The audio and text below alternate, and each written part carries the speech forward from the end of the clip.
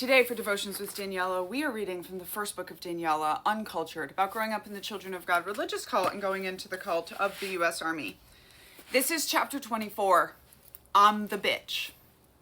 Fort Campbell, Kentucky, 2013. Redeployment, coming home from war, had not been as much of a tonic as I expected.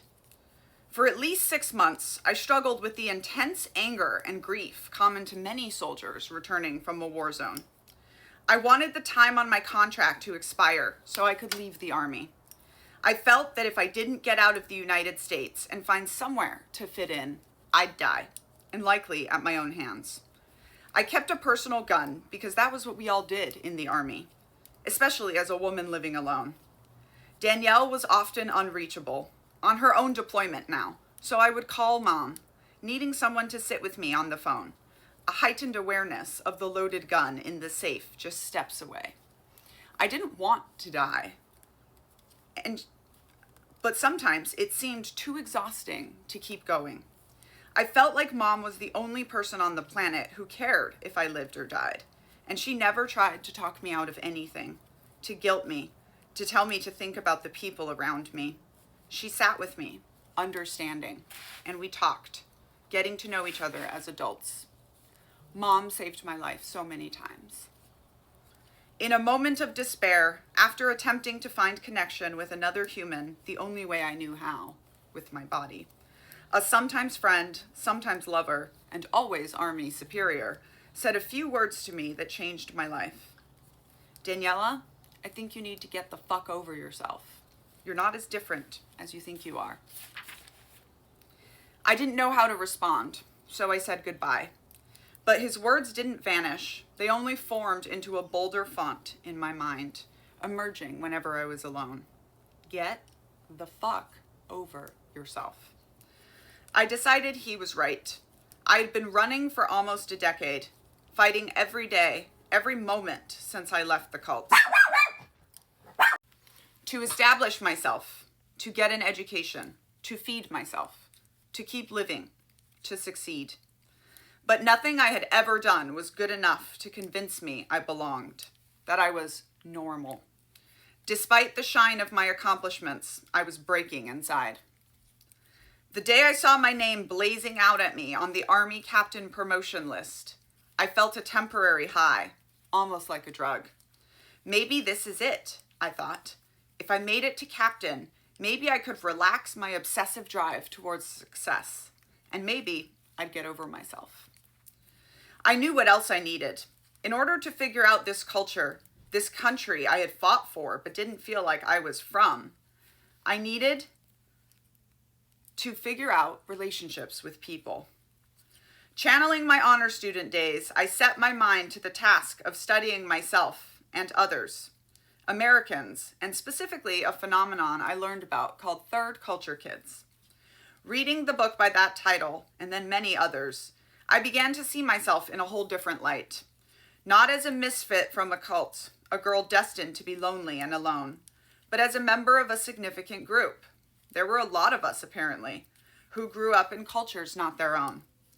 Third culture kids were studied by experts and understood, President Barack Obama being a famous example of one.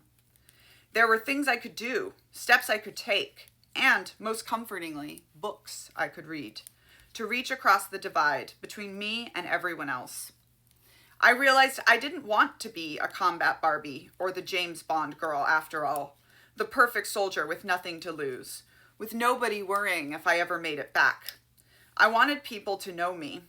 I wanted to see if maybe I wasn't that different after all. Slowly, I began to make new friends, in my unit and out, and I started translating myself to the world around me. I started saying, I grew up in a cult. The first step in acknowledging the truth of who I was. And, like Danielle had asked me what seemed like a lifetime before, to allow people to see the real me, to not hide myself behind a sheen of perfection that was never more than skin deep, covering my secrets and my shame. A shame that had never even been my fault. Bit by bit, I came to life. Allowing myself to show a sliver of who I was gave me a confidence I hadn't felt for a long time. What had seemed impossible months ago suddenly seemed viable and sensible. I devised a plan. I'd stay in the Army until I found something better, sharpening my expertise in intelligence work.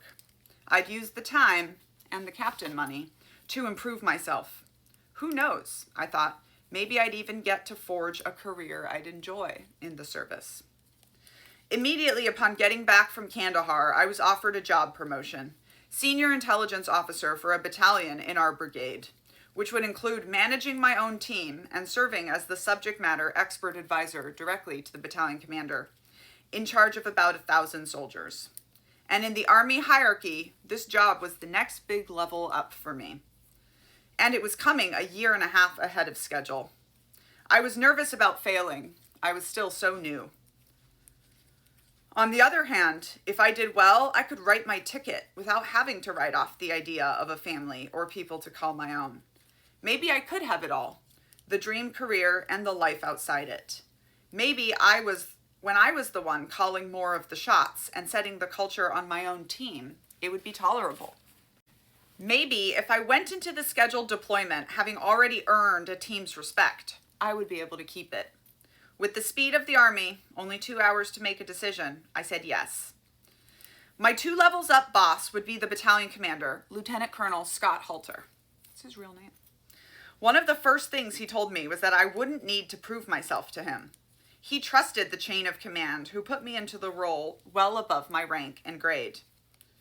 It had been a long time since I had good models of leadership, but when he named the 3 values he required of his team, I liked him immediately. Candor, always be honest with me, he said. I know I look frightening because I'm so serious, but this is just my face. He did have a serious face, attached to a thin and wiry body. He was average height, the few gray hairs scattered around his temple belying the fact that he was only 38, with dark, contemplative eyes. Come to me when you have something to say. Competence, I know you have already. He tapped the folder holding my yearly evaluations that each commander received every time I made a move. Competence is the one people will catch a break on. You don't always have to be perfect. We'll work over the next year as a team to establish our competence before we head back to war. But you will be allowed to fail and recover. That matters to me. I nodded, feeling both relieved and surprised that he said I would be allowed to fail, something I'd never heard in the Army. I couldn't help but fixate on that one sentence. You don't always have to be perfect. I wasn't sure I believed him. Character is the one thing you can't mess up. If I find your character isn't up to snuff, you'll be off my team. I realized from his words that day, and later on from his actions, that he was a good man who cared about being a good leader. I had seen so many times how rare that was in the Army, and in the larger world too. It had been so long since I felt truly hopeful, and I believe I could be safe and supported on his team. He was a real leader, and I desperately wanted to be good enough for him. You can get signed copies of Uncultured attached here, or listen to me read it to you anywhere you get your audiobooks.